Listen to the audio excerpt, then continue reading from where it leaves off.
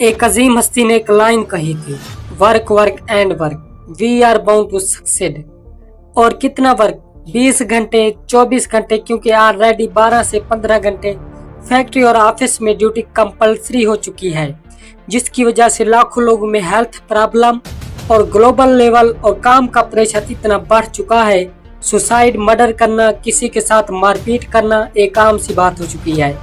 इस social environment में toxic work culture की वजह से, तो आइए समझने की कोशिश करते हैं इस टॉक्सिक वर्क कल्चर को गहराई से, और कुछ मेरी पर्सनल चीज़ें भी इसमें शामिल होंगी, क्योंकि मैं भी इस टॉक्सिक वर्क कल्चर को फेस कर रहा हूं। इसलिए मैं कहना चाहूँगा कि इसे पूरी तवज्जो से सुनना, क्योंकि ये सिर्फ मेरा मसला नहीं बल्कि हर गरीब फैमिली के मेंबर को झेलना पड़ता है। डेटा एंड स्टैटिस्टिक्स की रिपोर्ट की माने तो EEOC के मुताबिक 40% मुलाजमीन को काम की जगहों पर हिरासा किया जाता है, 60% मुलाजमीन को जलाने वाली रिपोर्ट दी जाती हैं, 75% मुलाजमीन काम पर स्ट्रेस का शिकार हो जाते हैं।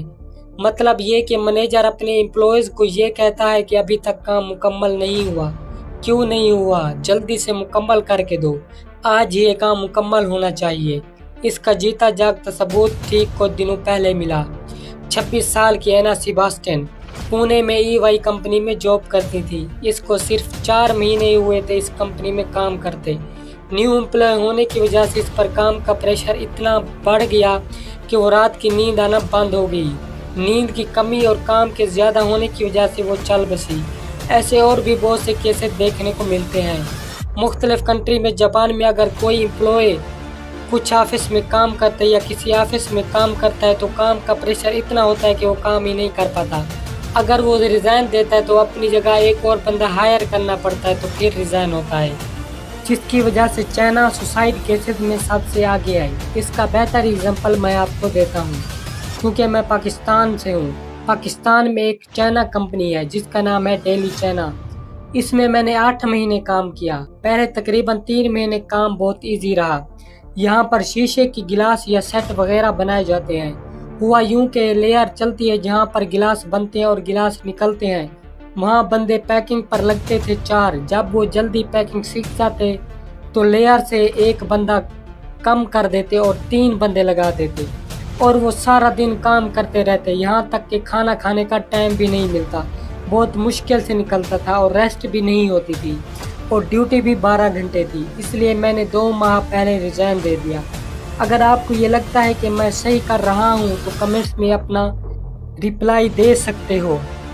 जापान में ज़्यादा काम करके लोग स्ट्रेस में आ जाते हैं और ख़ुदकुशी कर लेते हैं। जापान में 34% गुंडागर्दी पर काम कराया जाता है। यूनाइटेड स्टेट में काम की जगह ज़्यादा प्रेशर डालना और तवील ड्यूटी की वजह से लोग जो है वो ज़्यादा स्ट्रेस और दिमागी मसाइल का शिकार हो जाते हैं।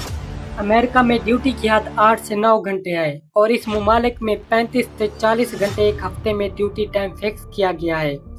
और इस तरह चाइना में ड्यूटी सबसे ज़्यादा होती है, और इसमें लोग स्ट्रेस की वजह से खुदकुशी कर लेते हैं। वो इसलिए करते हैं कि यहाँ पर लोगों पर प्रेशर डालकर और ज़हनी तनाव का शिकार बना देते हैं। इस मुल्क में ड्यूटी सुबह 9 से 9 तक होती है, और यकीनन एक हफ्ते में ड्यूटी पूरे 72 घंटे होती है, यानी इंसान की नींद पूरी भी नहीं हो पाती।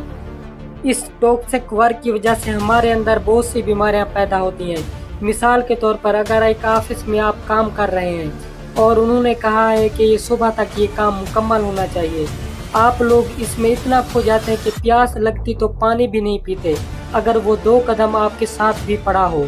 इस तरह आपके जिस्म का पानी दिन ब दिन कम होता जा रहा है, और आपको काफ़ी दिमागी स्ट्रेस और बहुत सी बीमारियां घेर लेती हैं, या आपकी मौत हो जाती है, या आप एक ऐसी जॉब की तलाश में होते हैं कि घर का सर्किट भी चल जाए और आपको वो जॉब भी मिल जाती है, और आप इसमें दिलो जान से मेहनत करते हैं।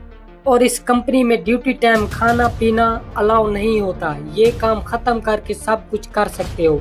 इससे आपकी सेहत काफ़ी कमज़ोर हो जाती है, और स्ट्रेस, दिमाग का तनाव बढ़ जाता है, आंखों में अंधेरा छा जाता है, और भूख का कम लगना ये आपकी ज़िंदगी को ख़त्म करने का सबब बन सकता है।